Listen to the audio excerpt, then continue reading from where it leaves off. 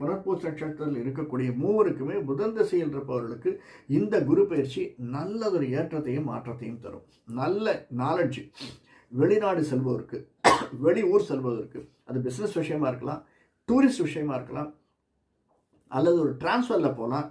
இப்படி ஒரு புதன் திசையில் இருப்பவர்களுக்கு நம்ம நாலெட்ஜை யூஸ் பண்ணி எக்ஸ்பேன்ஷனுக்கு வழி இருக்குது சார். ஏன்னா ப்ரமோஷன் வேணும்னா நம்ம படித்த படிப்பு நமக்கு உதவணும். அல்லது இன்னுமே சில இப்போ நம்ம படிச்சுட்டு இருக்கோம், ஒருத்தர் வந்து இப்போ புதன் திசையில் இருக்கார் புனர்பூச நட்சத்திரத்தில் அப்படின்னா கிட்டத்தட்ட அவருக்கு 25 வயசு இருக்குன்னு பிஹெச்டி வாங்கிறதுக்கு ஃபாரினில் போய் அந்த படிப்பு வழியாக அவருக்கு வந்து நல்ல உத்தியோகத்தை தருவதற்கு சான்சஸ் நிறைய இருக்குது. புதன் திசையில் இருப்பவர்களுக்கு படிப்பு வழியாக ஒரு ப்ரமோஷன் வருவதற்கு, நீ இது படிச்சிருக்க அதனால் உனக்கு வந்து ஒரு லெக்சராக ப்ரமோஷன் வருது, அல்லது இந்த படிச்சிருக்க அதனால் உனக்கு இது கிடைக்கிறது அப்படின்னு படிப்பை சம்மந்தப்படுத்தி நமக்கு ஒரு நல்ல வழி காட்டுவதற்கு இந்த புதன் திசையில் இருப்பவர்களுக்கு, அது யாருக்காக இருந்தாலும் மிதுன ராசியில் இருப்பவர்களுக்கு இந்த குரு பயிற்சி நல்லதொரு தாக்கத்தை தரும். நிறைய பணம் வரும் சார்.